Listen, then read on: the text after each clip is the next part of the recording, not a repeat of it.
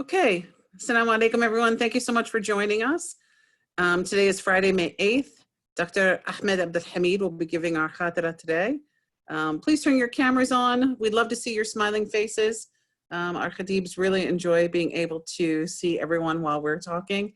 Since we can't be together in the masjid, it's nice to at least be able to smile at one another and give our salams. Today's talk by Dr. Hamid will be on the last 10 days of Ramadan and the night of power. Talk presents the virtue of Ramadan over the rest of the months and explains the goal of fasting this month. He's going to give an excellent talk. After that, we'll have our announcements by Sister Gail, and then Tesneem Alkiek will give a talk during our community learning and dialogue series on the Prophet's love. Again, thank you for joining us. I'm going to turn this over to Dr. Hamid, and inshallah we'll begin. Assalamu alaikum, Dr. Hamid. Assalamu alaikum. أحمد الله رب العالمين وأصلي وأسلم على المبعوث رحمة للعالمين. Dear brothers and sisters in Islam, Salamullahi alaykum wa rahmatuhu wa barakatuh. 2 weeks ago, we welcomed a very dear guest, the month of Ramadan. And Alhamdulillah, today is the 15th of the month of Ramadan. 2 weeks passed away. It's gone so fast. I hope that everyone got the opportunity to connect and to have the opportunity to elevate our level of taqwa with Allah subhanahu wa ta'ala. In 2 weeks' time, we will say goodbye to the month of Ramadan, to our guest. And we really don't know whether or not we will meet our guest next year. Nobody knows. Therefore, we would like every one of us to take the opportunity and the blessings that Allah subhanahu wa ta'ala have given us to witness the last 10 days of the month of Ramadan. The last 10 days are very important days. They are the best days in the month. But actually, it is the best days in the whole year, simply because it has Laylatul Qadr, the night of decree or the night of power. And as Allah subhanahu wa ta'ala is telling us in the Quran that Laylatul Qadr khayrun min alfi shahr. It is better than 1,000 months. If you do your math, it is 83 years. So that we have opportunity for all of us to really work harder and get more connected to Allah subhanahu wa ta'ala, and to be able to achieve our goal in this month. Our goal, as we discussed in the previous Khatera, is to attain taqwa. Allah subhanahu wa ta'ala is telling us in the Quran in Surah Al-Baqarah, يا أيها الذين آمنوا كتب عليكم الصيام كما كتب على الذين من قبلكم why لعلكم تتقون.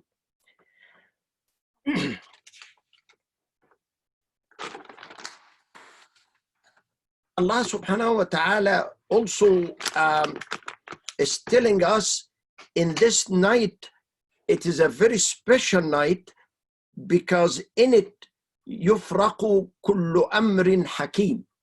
In Surah Al-Dukhan from 3 to 6, Allah subhanahu wa ta'ala is telling us إِنَّا أَنزَلْنَاهُ فِي لَيْلَةٍ مُبَارَكَةٍ إِنَّا كُنَّا مُنذِرِينَ فِيهَا يُفْرَقُ كُلُّ أَمْرٍ حَكِيمٍ. Made distinct every precise matter. And Allah subhanahu wa ta'ala in Laylatul Qadr is telling us it is better than 1,000 months, and then is telling us Salamun hiya hatta matla al-fajr. So it all has peace in every aspect of it, peace and tranquility. As a matter of fact, Laylatul Qadr is the only night in the Quran that mentioned 3 times. When you read the Surah Al-Qadr, the إِنَّا أَنزَلْنَاهُ فِي لَيْلَةُ الْقَدْرِ. Laylatul Qadr, إِنَّا أَنزَلْنَاهُ فِي لَيْلَةِ الْقَدْرِ. وَمَا أَدْرَاكَ مَا لَيْلَةُ الْقَدْرِ. And that istifham is to give it the great and the significance of that night. لَيْلَةُ الْقَدْرِ خَيْرٌ مِّنْ أَلْفِ شَهْرٍ. So it has been mentioned 3 times, indicating its significance. What I would like to discuss with you in the next 15 minutes or so is that what is the meaning of Laylatul Qadr? What is the significance of Laylatul Qadr or Fadl Laylatul Qadr? When is Laylatul Qadr? When you seek Laylatul Qadr, and then at the end, what we should do in Laylatul Qadr. Al-Qadr, Laylatul Qadr in the Arabic language from the verb qadara. And in it, it comes miqdar, means value. So because of its significance, so it has value, it has power into it. And also comes qadr. Qadara, qadr means decree, because in it Allah subhanahu wa ta'ala said that فيها يفرق كل أمر حكيم. In it, it will be all precise matters already prescribed to human being. So that we can really look at it in 2 important really points. One is it is great value, and the other it is because it is the night of decree. Laylatul Qadr has great significance and great benefits, and that's really blessings from Allah subhanahu wa ta'ala. Rasulullah sallallahu alayhi wa sallam says, "Man qama laylatul qadr imanan wa ihtisaban غفر له ما تقدم من ذنبه." Whoever really attained Laylatul Qadr with sincerity, all his past zunub will be forgiven. And due to the fact that Allah said it's خَيْرٌ مِّنْ أَلْفِ شَهْرٍ, meaning when you make dua or when you make good deeds, it is great value that counts for doing that deed for a total of 83 years continuous. So you can see how the rewards are multiplied over this 1,000 times because of its value. And that's from the mercy of Allah subhanahu wa ta'ala. Allah subhanahu wa ta'ala is giving us the opportunity and the window by which we can multiply our hasanat so that we can wipe the sayyi'at that we have. When is Laylatul Qadr? Most of the scholars said that we seek Laylatul Qadr in the last 10 days of Ramadan.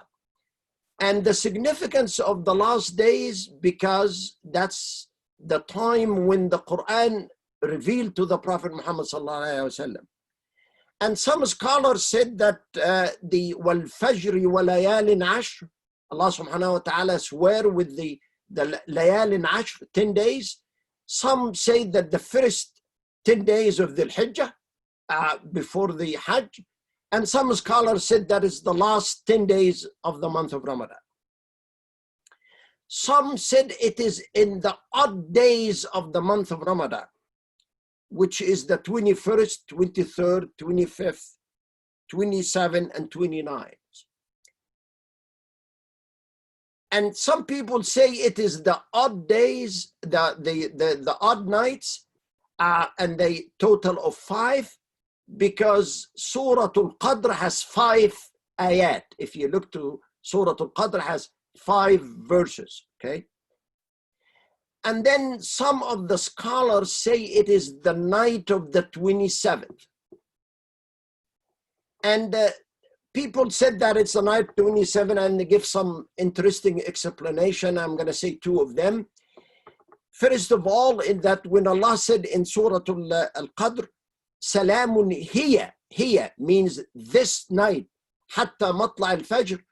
Surah Al-Qadr has 30 words, meaning corresponding to 30 days of the month of Ramadan. Here, this is the 27th word in the ayah, in the surah, I mean. And some other explanations said that Allah subhanahu wa ta'ala repeated Laylatul Qadr 3 times. Laylatul Qadr is 9 verbs, 9 ahruf. And then if you take 3 times 9, it gives you 27. But really the scholars say that we got to seek it in the last 10 days of the month of Ramadan. Allah subhanahu wa ta'ala have not revealed it, so that we should really rely on doing extra effort and try to seek it in the last 10 days of the month of Ramadan. Some of the scholars said that it's actually, it keep it changing from one year to another, so you don't know when it's gonna be. So the advice is that you seek it in the last 10 days of the month of Ramadan. The last 10 days of the month of Ramadan, if we start on Friday, then the night of the 21st, starting this Wednesday after the Maghrib, because the day starts after the Maghrib, the day. So we seek it then starting the Maghrib after this Wednesday. Now, in this 10 days, what we supposed to do in order to gain the blessings of this month? There are many things. The most important is that there are 3 most important things, or 4. One is Qiyamul Layl. Because the hadith said, Man qama laylatul qadr imanan wa ihtisaban, as I mentioned, ghufira lahu ma taqaddama min dhanbih. And then you make ihya'ul layl bit tahajjud. At-tahajjud means the night prayer in the last third of the night. And what I would suggest is that, you know, the time that you wake up for suhoor, which is very important to really postpone the suhoor till the end, is that you wake up 15 minutes earlier than what you used to do before, and then have this really 15 minutes to have 2 rak'ahs, and then 2 rak'ah shafa, and 1 rak'ah witr. And in the witr, you're going to have dua the dua in the last, in the witr dua. And the important dua in the night of power is that, as the Rasul sallallahu alaihi wasallam said, Allahumma innaka afuwun kareemun tuhibbul afwa fa'fu anna. Allahumma innaka afuwun kareemun tuhibbul afwa fa'fu anna. A very important element is that we really have to have the prayers in time. Don't delay the prayers in the last 10 days of the month of Ramadan. And then as-salatu fi waqtiha, meaning that within the half an hour after you hear the adhan. That some of the scholars said.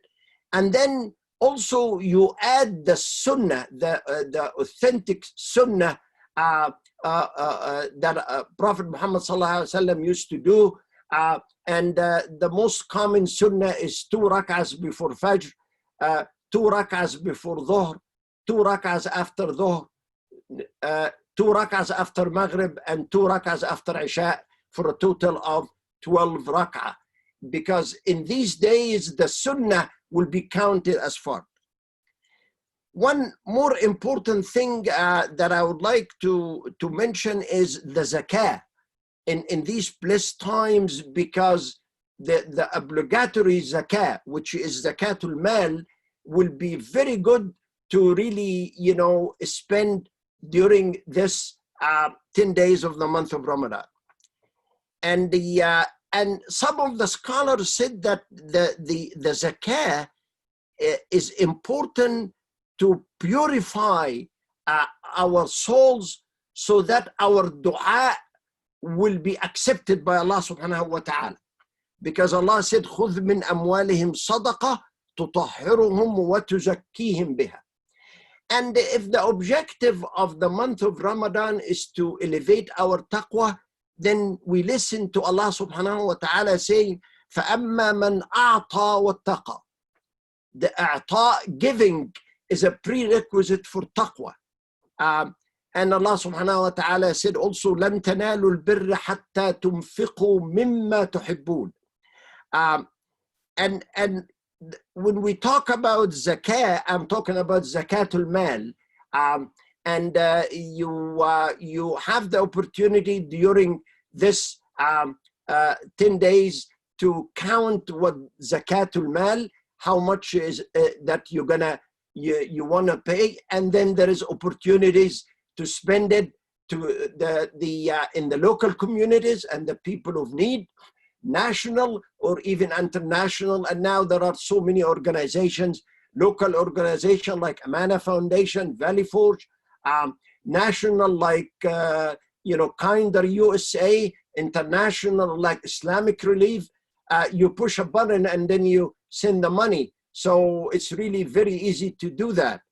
And we listen to this beautiful ayah from Dhariyat, from 15 to 19. And I'd like to share that with you at the end. Allah subhanahu wa ta'ala says, إِنَّ الْمُتَّقِينَ فِي جَنَّاتٍ وَعُيُونٍ. Now we are talking about the goal of fasting, which is a taqwa. Allah subhanahu wa ta'ala says, إِنَّ الْمُتَّقِينَ فِي جَنَّاتٍ وَعُيُونٍ. The muttaqeen are in gardens and springs. آخِذِينَ مَا آتَاهُمْ رَبُّهُمْ. They accepting what Allah have given them, bestowed upon them. إِنَّهُمْ كَانُوا قَبْلَ ذَلِكَ مُحْسِنِينَ. They have been doers of good, doing good, ihsan. Who are these people who are doing? Allah subhanahu wa ta'ala said three things. كانوا قليلا من الليل ما يهجعون. Sleep but little of the night. وبالأسحار هم يستغفرون. Al-ashar is really the hours before dawn. يستغفرون, meaning that they ask Allah subhanahu wa ta'ala for forgiveness, and particularly in Laylatul Qadr. And then what? وفي أموالهم حق معلوم للسائل والمحروم. حق معلوم means calculated, means known. للسائل والمحروم.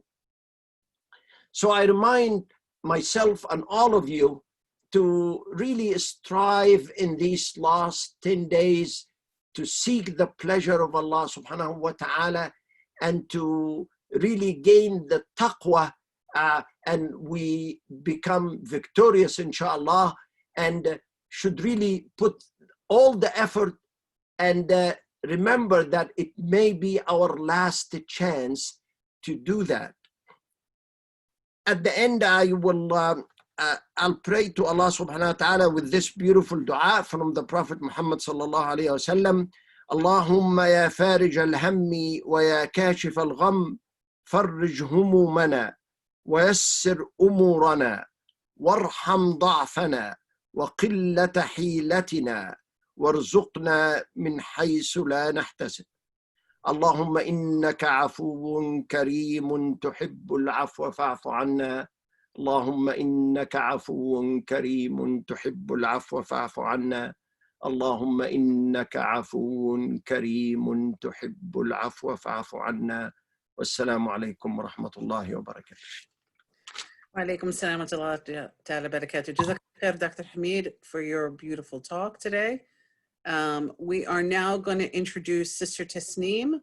Let me tell you a little bit about her. Sister Tesneem Alkiek completed her undergraduate degree in early Christianity and Islamic studies at the University of Michigan. She's currently a PhD candidate in Islamic studies at Georgetown University with a focus on the development of Islamic law. She also serves as the director of expanded learning and is a research fellow at Yaqeen Institute for Islamic Research Today, her discussion again will be on the Prophet's love. Sister Tesneem, thank you for joining us. We appreciate it, and we look forward to your talk. I'll turn this over to you. Let me unmute you. There you go. Awesome. Thank you. Assalamu alaikum, everyone. It's good to be back with you guys all virtually, alhamdulillah. And just, I wanted to just share a few, hopefully uplifting words. I think, needless to say, this has been a change for all of us. And a lot of times we're just focusing on, you know, what things have changed and how they've changed and how our lives have been disrupted, etc. But I think it's also just as important, if not more important, to sort of focus, you know, take a step back and reflect and think about the same things that we might have been looking at, whether it's, you know, verses from the Quran, whether it's stories from the Prophet, but now in light of our situation. And that's sort of the beauty of, you know, our tradition, is that it's relevant to every time and place, alhamdulillah. But it's all the more special when you read it in light of difficult circumstances, happy circumstances. So hopefully, with everything in mind in our situations, this, you know, looking at the example of the Prophet ﷺ, looking back to see just the character that he had, you know, the example that he set, will be extra motivating today, inshallah. And I think the easiest and the best way is really to share just a few stories about the Prophet ﷺ, share the way he interacted with people, the way he loved people. I think that's something that's particularly important now that we feel so distant from one another. To look at this, use this an opportunity to see how the Prophet ﷺ really expressed that love, really connected with people at a very human level, and that hopefully we can still do our best to do what we can to maintain that connection as far away as possible from each other now, but all the more so when we are back together, to really take advantage of that, now that we know that what we've really lost, and come back sort of stronger than ever. And just to sort of start this off is looking at how Allah subhanahu wa ta'ala describes the Prophet ﷺ, right? And Allah subhanahu wa ta'ala in various ayats describes the character of the Prophet. And one says, you know, فَبِمَا رَحْمَةٍ مِّنَ اللَّهِ لِنْتَ لَهُمْ, that it was out of the mercy of Allah subhanahu wa ta'ala, it's out of the mercy of Allah subhanahu wa ta'ala that you were gentle with them. Now here it's talking about the Prophet ﷺ and his interactions with the companions. That لِنْتَ لَهُمْ, lean being like, layyin being like just this soft and gentle and calm. فَبِمَا رَحْمَةٍ مِّنَ اللَّهِ لِنْتَ لَهُمْ وَلَوْ كُنْتَ فَضًّا غَلِيظَ الْقَلْبِ لَانْفَضُّوا مِنْ حَوْلِكَ. Now if you were rough and hard around them, they would have dispersed from around you, right? That there's this, this tells us that the companions were extremely attracted to the Prophet ﷺ. They were sort of obsessed with his companionship because of that exact opposite virtue. He wasn't rough with them, he was gentle and calm. And so that brought them closer to the Prophet ﷺ. And there were so many different ways that he expressed that love and that companionship. And one way that I think to start off is just looking at how the Prophet ﷺ really cared about not just, of course, primarily their spiritual benefit, but also their worldly benefit. And this is something that I think that we can really relate to now, as you know, we have brothers and sisters that are going through, you know, hardships, whether it's losing their jobs or needing child support, whatever it is. There's a really important opportunity to look at the Prophet ﷺ, where you have an example where, you know, there's a companion that comes to the Prophet ﷺ. He's known for having, you know, he's just got loads of loans and debts on his name. He's trying to pay it off. And so the Prophet ﷺ, because he knew the situation of everyone around him, right? It wasn't that he had to ask about people. He wouldn't have to say, who is this guy that's coming around to my masjid? But because he had that intimate relationship with all of his companions, he sees this man come and he knows right away his situation. He knows the affairs of those around him.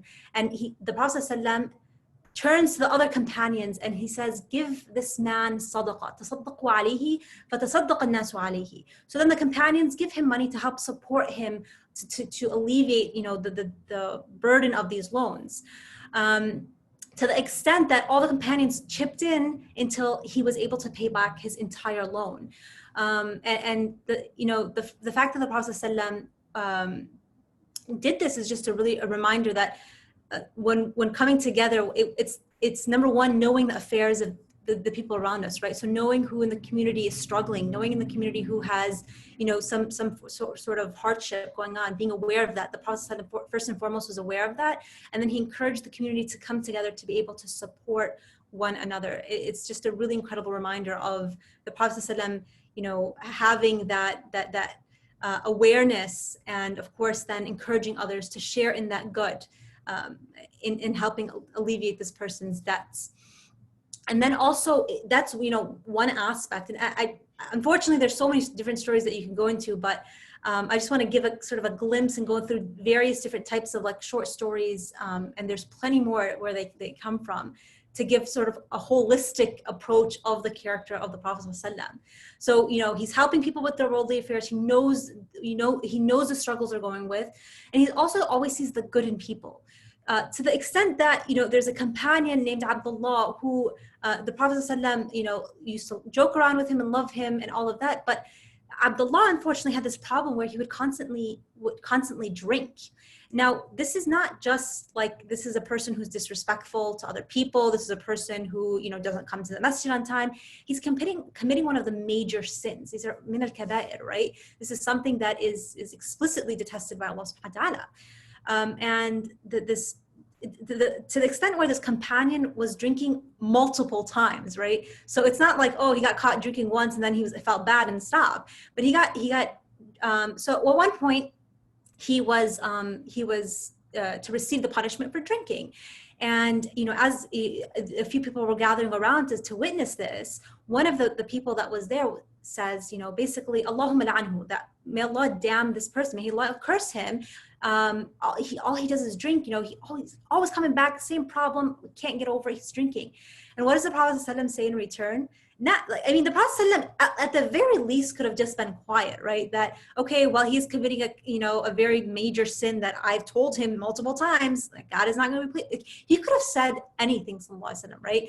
But not only did he not stay quiet, not only did he, not agree with this companion, but he says, he sort of chastises the person who says this and says, لا تلعنوه, don't curse him. فوالله ما علمت إلا أنه يحب الله ورسوله. Verily, I know nothing except that he loves God and his prophet, right? That despite the fact that yes, this companion was going through a struggle, he was going through something as serious as committing a major sin. But Allah subhanahu wa ta'ala, the Prophet ﷺ, again, knowing the affairs of his people, knowing all the struggles and the internal really feelings of these companions because of his close relationship, knew for a fact that this man loved God, loved his prophet, and that yes, he kept slipping, but that was not going to affect the fact that that he obviously had sincerity in his intention and was just committing a human mistake, and he was paying for that price in this life, and he was attempting to make that difference. And so the Prophet ﷺ forbade anyone from cursing or looking down upon that person just because he had had this weakness. And so it's, again, I think a lot of us, sort of to loop it back into how we can relate to it today, is that a lot of us might be seeing our lows, some of our lowest lows in a long time, just having to deal with a lot. A lot of us haven't been used to sort of being alone or being away from family, or, losing jobs or whatever real situation, real like trial. This is not to diminish the struggles of anyone. It might be our first time going through this. It might be our, one of our hardest times. And really just being cognizant, being aware of these struggles and relating to people and making dua for people, and knowing that despite the fact that, for some people, this Ramadan might be extremely hard. For some people, just the past few months might be extremely hard, and being able to just empathize with these people, and empathize with our, even with ourselves, and know that, and try to maintain that love for Allah subhanahu wa ta'ala, love for the Prophet ﷺ, in hopes that will be, what will get us through this. One of my favorite stories also about, the interactions of the Prophet ﷺ with his companions is the fact that he really loved them in a very unique way, to the extent that each one of the companions thought that they were like the most, special to the Prophet ﷺ, where like, obviously, because the Prophet ﷺ knows everything about me, the way he talks to me, he clearly, like, I'm his favorite, right? And so you have the story of Amr ibn al-As, who goes to the Prophet ﷺ, and he says, okay, like, let's just get it out in the open, right? It's obvious that I'm your favorite, right? And so he goes to the Prophet ﷺ, he's like, all right, so I said, O Prophet of Allah, just trying to, for the record, you want to tell me who your favorite is? And the Prophet ﷺ, what does he respond with? who his favorite person is actually Aisha radiallahu anha, right? And that, and then, you know, Amr ibn al-As probably thinks to himself, okay, well, go figure, that's your wife, that doesn't count. Well, who's after that, right? And he says, Abuha, her father, Abu Bakr radiallahu anhu. And, you know, he sort of continues down this list, but it really just, it's like a reminder that the Prophet, because he loved everyone so intimately, they all just assumed they were the closest people to him. And I think cultivating that sense of closeness to someone, even if they're not necessarily your favorite, and you can openly admit that, you know, your spouse is your favorite, or your closest friend, whoever it is, but it's all about creating that sensation, really, that when you talk to someone, you talk to them fully. When you know someone's affairs, when you check in on someone, you ask about them, really about, like, deeply about them, like, how are you? You know, this is especially now, like, are you okay? Everything okay? A lot of us are just kind of, you know, throwing out the alhamdulillah, doing great, you know, but to really know someone and to love someone is to be able to understand sort of their deepest concerns, and then to be able to relay a sort of empathy where they feel like they're the most special person in the world. That's something that we can easily do today, whether, you know, we're 6 feet away, 100 feet away, thousands of miles away. That's something we can still do to make people feel special, to build that connection. Oh man, I'm not sure how much time I have, but there's a couple more stories that I want to go through. You're okay. I'm okay? Okay, awesome, alhamdulillah. So I'll just go, just a few more stories where even it's to the point where it's not like these incidents were, you know, like staged in a way that just the way the Prophet talked about his companions reveals this deep knowledge of them. And so, you know, just something simple, you'll go through like a seerah book, you'll go through some hadith, the sayings and the stories of the Prophet ﷺ, and he says what? He says, Arhama ummati bi ummati Abu Bakr. The most merciful person in my ummah is Abu Bakr. Wa ashadduhum fi amri Allahi Umar ibn Khattab, right? The one who's like sort of the strictest, the most passionate about, you know, abiding by the commands of God is Umar. وَأَصْدَقِهُمْ حَيَاءً Uthman. The one with the most haya, the most modesty is Uthman. And he goes on, all listing a bunch of companions. He is the, you know, they're the best in this, and the best in this, and the best in this, and all of that. And it really reveals to you that you know all of these people, but you also know the strengths of all of, you know, every individual. You know the strengths, right? It's one thing to say that Abu Bakr is merciful, but it's also about taking something that one might perceive as a weakness and flipping it to in a positive light, right? So you have Umar ibn Khattab. He's known for being, you know, sticking to the word. I don't know how to phrase it, right? He's very passionate, just as the Prophet says, very passionate about following the command of God. Now, Umar ibn Khattab is described as like he's strict, and he's just so too strict and severe, and he has no mercy, and all of these characteristics that might be describing the same thing but what does the Prophet ﷺ do? He takes something that again can be perceived as he's too strict, it's too harsh, and says, look, he's that severity, that harshness is out of love for fulfilling the commands of Allah subhanahu wa ta'ala.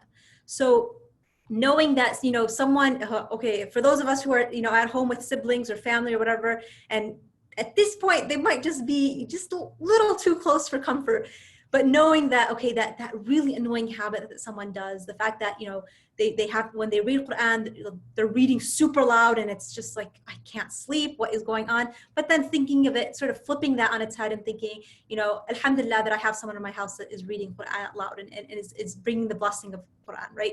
So that's just one example. I'm sure we can all think of plenty of, you know, sort of inconvenient habits of family members or whoever around us, and just really reframing them to be something taken in a positive light. And to stick with the story of Umar ibn Khattab, he's quite the character. I love him. I know I have a lot of favorites. This is probably one of my favorite stories, where you have several of the female companions of the Prophet ﷺ with the Prophet ﷺ, right? So the Prophet ﷺ dedicates their own special time, own place, whatever, just so he can address the concerns and have that relationship with the female companions. And he has this, you know, they're with him, and they're learning from him directly. And just, it's an amazing setting to really to imagine that they had this, there really was no barrier, that they could go to the Prophet ﷺ, they could ask him, learn from him directly, and that was something that was so normalized that they felt that comfortable that they would be with him and approach him for anything. So you have this setting where the female companions are with the Prophet ﷺ and they're learning, and suddenly you hear, they hear the voice of Abdul-Khattab coming nearby, right? That like you hear his voice, and he's calling the Prophet ﷺ, announcing essentially his arrival, asking the Prophet ﷺ to enter. And the second the female companions hear his voice, they panic. They're like, oh God, it's Omar. Like, this guy again, this super strict guy is here. What do? They run behind a curtain. They're just trying to get out of his face. They don't want to make eye contact. Out, right? So they run and find a place to hide, essentially. And the Prophet ﷺ thinks it's hilarious, right? As I do as well. The Prophet ﷺ starts laughing, and Umar al-Khattab comes in, and Umar al-Khattab's like, what's going on here? And the Prophet ﷺ said, like, you scared these women. Like, they heard your voice and they ran, right? And then Umar al-Khattab gets even more mad, and he says, are you serious? You have, you're embarrassed from me, but you're not embarrassed by the Prophet of God, right? And he's just enraged.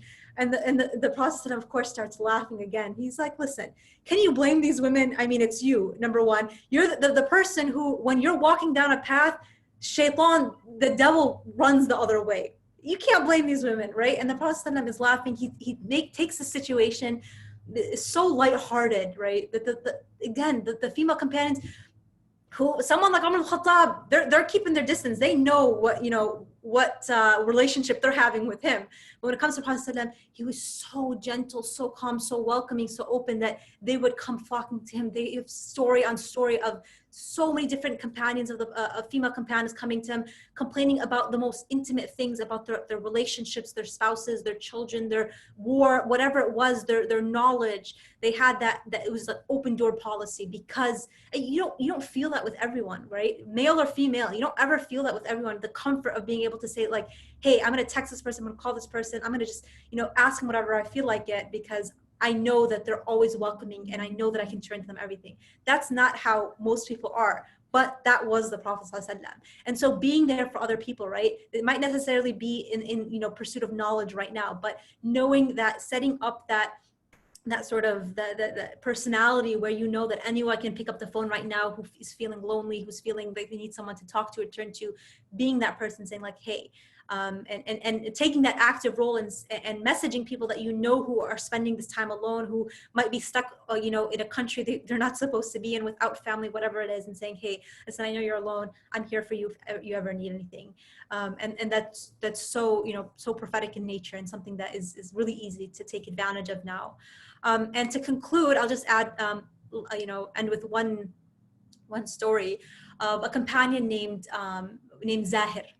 Now, this companion, anhu, was someone from min Ahl al-Badiya. He was a person from like the wilderness, right? Essentially a Bedouin. So he would go out, do his thing, and come to the city just for trade. So whenever he comes to the city, he visits the Prophet ﷺ, and he always brings him presents from, the wilderness, if you want to call it that, right? So vegetables, certain different things that you can only find outside of a city. He brings him, all of these gifts and presents them to the Prophet ﷺ. And every time his time was up within the city, where it was time for him to go back to his his Bedouin life, the Prophet ﷺ would give him presents before he left, presents from the city, things you'd only find that were created in the city, were made there on his way out, sort of as this exchange to maintain that relationship. And the Prophet ﷺ once said about Zahid, he said, Zahid is our wilderness and we are his city. And it's just this really beautiful connection of how the Prophet ﷺ, someone who's so far away, literally living a different life, thousands of miles away, that he was able to build that connection, just sending him simple reminders to remind him of his presence, of that love and connection. And not only that, but also announcing it to the world that, this person, you have all this wild wilderness out there in the world, he is everything to us, right? That wilderness, that Zahid, you represent that, and that you mean everything to us, and everything that you're leaving behind, we are there for you. Really, just the most like soothing and comforting words that you'd ever want to hear. And the Rasul had a very close connection with him. He loved him just as he loved all of his companions. And one thing that was known about Zahid was that he wasn't the most good looking of companions, right? He wasn't very handsome, and it was something that he himself was very self-conscious of. And so at one point when Zahid was back in the city and he was trading things that he had brought from the wilderness, the Prophet ﷺ comes from behind him, and he caught him, he catches him behind, in between the arms and from the back in a way that that Zahid couldn't see him.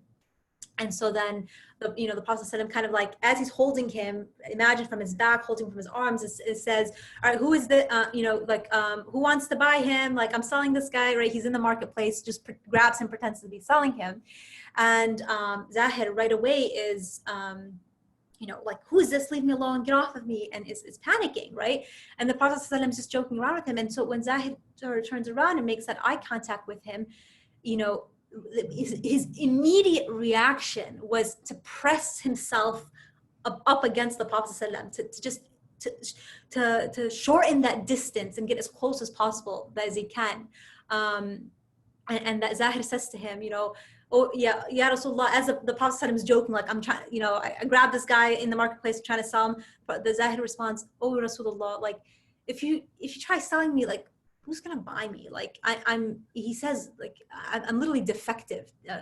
Tajidini kasidan, that you'll find me like, who am I, right? Knowing his looks, knowing that he wasn't the most handsome people, you're not gonna get much money out of it, he says to the Prophet ﷺ. And what does the Prophet ﷺ said? No, you're in the sight of Allah subhanahu wa ta'ala, you're like far from defective. In fact, you're extremely valuable to Allah subhanahu wa ta'ala. So really knowing that this self-conscious doubt this person had, taking it, the Prophet ﷺ really flipping it on its head, that saying that, like, what? You think you have this weakness, you think you have this sort of defect, when in reality you're one of the most valuable things in the sight of Allah subhanahu wa ta'ala. And what more do you want to hear at that point, coming from the messenger of God, that you're the most valuable person, you're such a valuable person in front of Allah subhanahu wa ta'ala. So really having this person who's in such a state of really lowness, and taking it and making it an opportunity for them to be happy and comforted and close to not only the Prophet ﷺ, to not only you, but also close in the relationship with Allah subhanahu wa ta'ala, is really just, these stories are a beautiful reminder of how we can build connections with others, really make people feel special, show them that we love them more than anyone else in the world, even if that's not the case. But it's that the fact that when you genuinely, sincerely love other people, that they get that sensation, and that's all that matters. So hopefully this is an inspiration, motivation for us to do the same with those around us and those very far away from us. And with that, I'll go ahead and conclude. Jazakallah khair, Sister Tesneem. Thank you both so much, Dr. Hamid, Sister Tesneem, for your beautiful talks and reminders. Sister Gail is going to give the announcements now. And Sister Tahiyya says, mashallah, big thank you to both speakers for their very inspiring presentations. I'm going to turn it over to Sister Gail for our announcements. Assalamu alaikum, my brothers and sisters, from our family to yours. The board of the Mainline Muslim Society would like to wish you a blessed and joyous Ramadan. Posted on the screen is the Amana Foundation's webpage. Please contribute to our ongoing project under MLMS at www.amanafoundation.com. Also, if you or someone you know needs help, please reach out to us for assistance. This ends our announcements. Thank you. Wa alaikum salam. Jazakallah khair, Sister Gail. Again, thank you everyone for joining us. Please come back and join us next Friday. We'll have 2 more excellent speakers, and we look forward to seeing you then. Again, please feel free to turn your camera on next Friday. We'd like to see your smiling faces and be able to say salam to everyone face to face. So thanks again for joining us, and inshallah, we'll see you all next week. Jazakallah khair. Assalamu alaikum. Assalamu alaikum, Dr. Hamid. Thank you to everyone. Okay. Thank you so much. No problem. Thank you. Assalamu alaikum. Salam. Thank you. Assalamu alaikum. Wa alaikum salam, Fatih. Inshallah, we'll see you next Friday. Inshallah. Salam. Wa alaikum salam, Gail. Thank you again. Thanks. Tracking what's being changed with the disposition authority updates, right? The DAA.